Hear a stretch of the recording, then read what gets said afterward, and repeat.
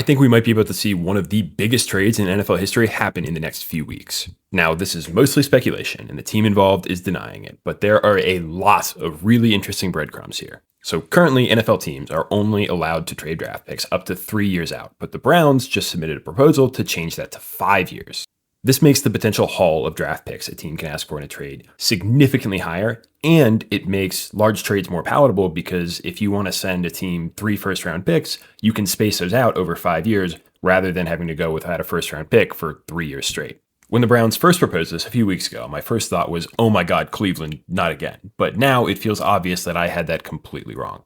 And that's because this past weekend, the Browns restructured Myles Garrett's contract to reduce the dead cap hit from a potential trade from $70 million down to just $40 million, and also bought themselves an extra couple months to find a trade partner before his bonus hits.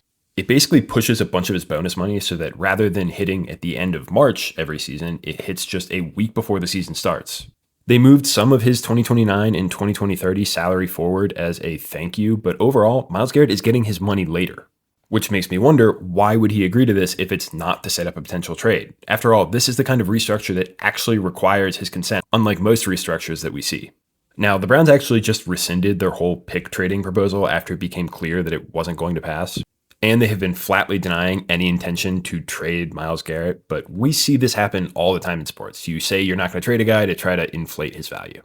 After all, Garrett has been vocal in the past about wanting to play for a contender, like when he requested a trade last offseason with this statement. The Browns were able to appease him by offering him that record-setting contract, but do we really think that Garrett just stopped caring about winning? The guy turns 31 this offseason, and the Browns are years away from being able to even think about contending with how much of a mess this roster is in terms of talent and cap space. And that's assuming that everything they do goes right. By that time, he probably won't be nearly the player that he is right now. He is wasting away on this roster. It's hard to project the compensation if this does happen, but you got to take the Mike Parsons deal as a starting point. 2 firsts and a starter. Garrett is older, but he's also a lot better. The guy has won 2 out of the last 3 Defensive Player of the Year awards.